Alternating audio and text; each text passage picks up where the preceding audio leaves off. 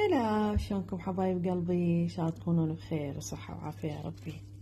دا اسوي سمك. طبعا اللي ما تعرفوه انه اني اكلي المفضل السمك بكل انواعه، يعني كلش احب السمك بكل انواعه، احبه وما امل من عنده الصراحة. جبت هذا السمك جاب لي يعني ابو كنز، سمك المعكرونة اللي انتي تحبين هيجي سوالف. شفت هذا جبت لك صراحة انا ما ضايقته، اول مرة راح اذوقه، بس سويت له هيك في التتبيلة، اتبله بيها فد نص ساعة، وبعدين الوثه بالطحين هم بهار واقليه. طبعا على قدي لانه ما حد ياكله، اكيد ما حد راح ياكله. ثاني سويها تمن احمر زين.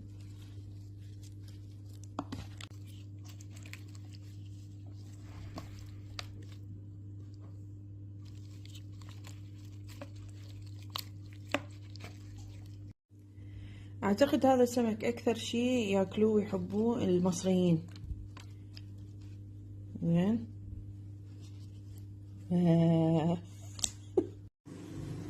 هسه طحين وكركم وفلفل اسود واللوثة بيه. العفو كركم لو كلكم. لا العفو كاري اصلا مو كركم. كاري كركم.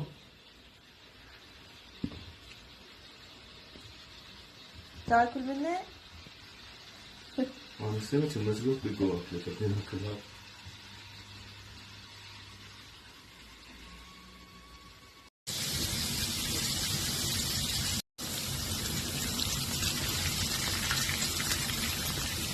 بسرعة يستوي. هو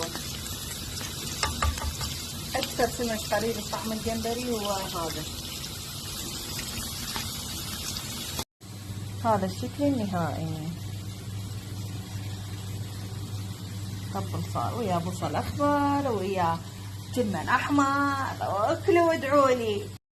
هذا التمن الأحمر أنا راح أكل السمك وياه، وأبو كنز راح ياكل لحم سويت له وياه، والبنات هم كل وحدة شي كبابة.